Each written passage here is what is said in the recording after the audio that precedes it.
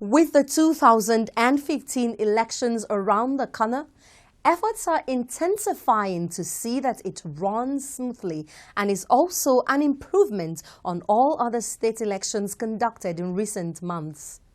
Key among the things the Independent National Electoral Commission has been working on is the amendment of the 2010 Electoral Act. The House of Representatives Committee on Electoral Matters held a public hearing to look at the proposed amendment to the Act and see how it can be accommodated before the 2015 elections.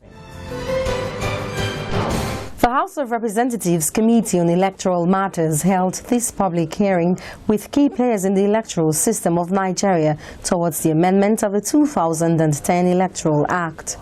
The one-day meeting was to brainstorm on what is needed now to ensure that the elections in 2015 and beyond are not only fair but efficient and free of setbacks.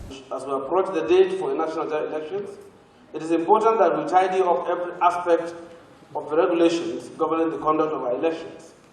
We believe that if our electoral law is technically and morally sound, it will go a long way in ensuring that we have free and fair elections in 2015 and beyond.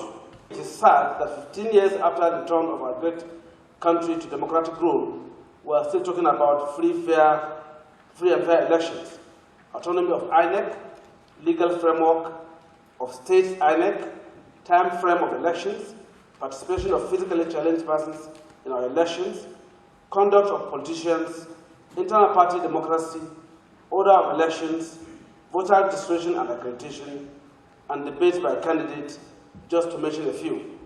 However, we must look at democracy as a journey towards establishing for our nation a more perfect system of government.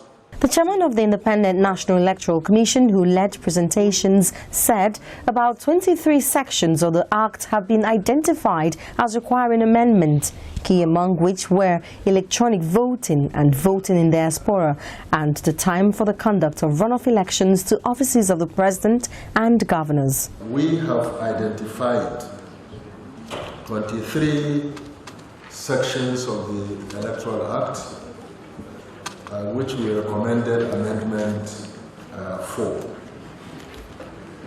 And we believe that these amendments, if granted, would make our electoral law perhaps the best in Africa in terms of providing a good legal framework for the conduct of free, fair, and credible elections. There is no doubt that the Electoral Act 2010 as amended gave us a good legal framework for the conduct of the 2011 general elections.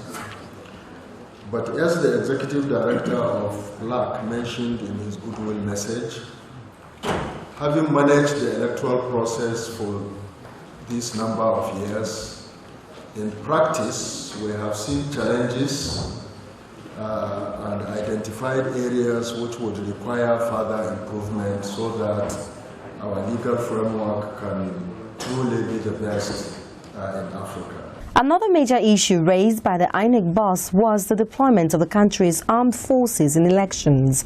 He backed the amendment of Section 29, subsection 1 of the Electoral Act, which inserts a new paragraph B that limits the role of the military to securing the distribution and delivery of electoral materials. There are a few countries that are doing this because they think it's good practice. In fact, in some of those few countries, the entire management of the security forces in the period of election is given to the election management body. We did not recommend it because people are already accusing us of taking too much power. But we have seen that you've recommended it, and if other stakeholders agree to it, frankly, it will help sanitize the electoral process with regards to the use of security agencies on election day. Also Also at the meeting, the Inter-Party Advisory Council, IPAC, an association of all registered 25 political parties in Nigeria, urged the National Assembly to outlaw cross-carpeting by politicians to other political parties after winning elections on a prior party.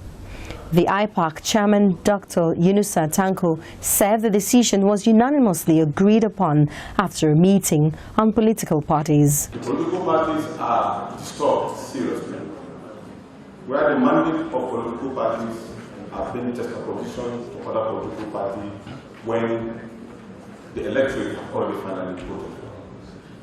So we are asking that that particular section of the Electoral Act should be amended to ensure that no candidates move from the political party after they have won the election under the mandate of other political parties.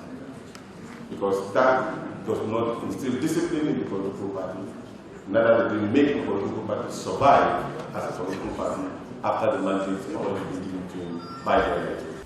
Some other areas the Independent National Electoral Commission seeks constitutional amendments are that operational independence of the Commission be fully granted in the Constitution, the appointment of dates for conduct of elections to be made by the Commission in accordance with the Constitution, that persons convicted of electoral offences be disqualified from contesting elections and holding any positions in political parties, that voting by Nigerians in diaspora be allowed, that the Constitution should make provisions for access to ballots by political parties, and the need for the establishment of an Electoral Offences Commission with power to investigate and prosecute all branches of electoral legislations in Nigeria. The INEC boss said these amendments are geared towards providing a level playing field and ultimately to enhance the Nigerian electoral process.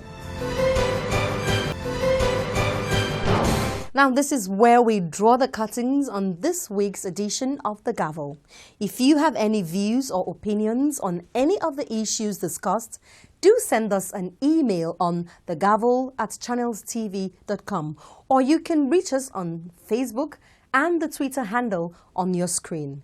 We look forward to hearing from you. Thank you for staying with us, and see you next week.